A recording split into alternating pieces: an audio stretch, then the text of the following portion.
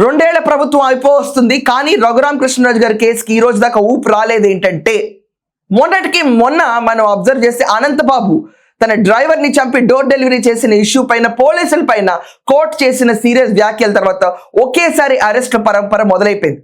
Police విభాగం తన పని తను సీరియస్ గా చేయడం మొదలుపెట్టింది. అదే రకంగా ఈరోజు పాట్నా ఐజీ క్యాడర్ కి చెందిన సునీల్ నాయక్ ని ఈరోజు గుంటూరుకి తీసుకొచ్చి అతనికి తగు చర్యలు తీసుకుంటున్నారు. దీనికోసం ట్రాన్సిట్ వారెంట్ కోసం అతను పాట్నాలో ఇప్పుడు ఉన్నాడు కాబట్టి అక్కడ ఐజీ క్యాడర్లో వర్క్ చేస్తాడని చెప్పి ఐపీఎస్ ఆఫీసర్ని గజగజలాడిస్తూ వణికిస్తూ ఈ రోజు ఎట్టకేలకు రఘురామ కృష్ణరాజు గారి కేసులో 3rd డిగ్రీ ఇంప్లిమెంట్ చేసిన క్యాండిడేట్లో ఒక ప్రధాన సూత్రధారుడైన సునీల్ని ఈ రోజు పొద్దున్నే పాట్నా నుంచి పికప్ చేసుకుని definitely transit warrant is required interstate transfer చేయడానికి. సో సాయంకాలం by road or by air గుంటూరులో తీసుకురావటం మొదలైంది.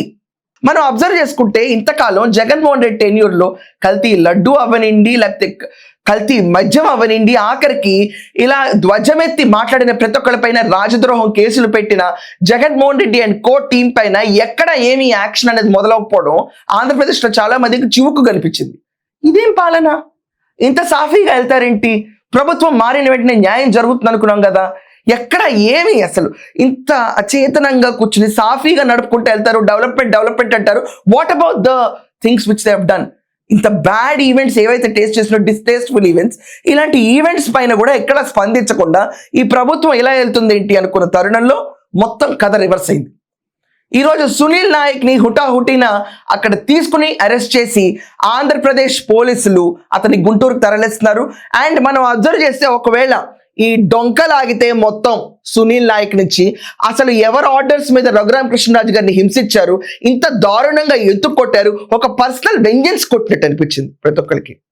Personal vengeance. నేను కొన్ని ఇంటర్వ్యూస్లో కూడా చూశాను, ఆయన క్రిస్టల్ క్లియర్గా ఎక్స్ప్లెయిన్ చేశారు ఎవరు ఎలా ఆయన పైన కూర్చున్నారు, ఎలా దాడులు చేశారు, వీటన్నిటిపైన ఒక పర్సనల్ వెంజెన్స్ కనిపించింది.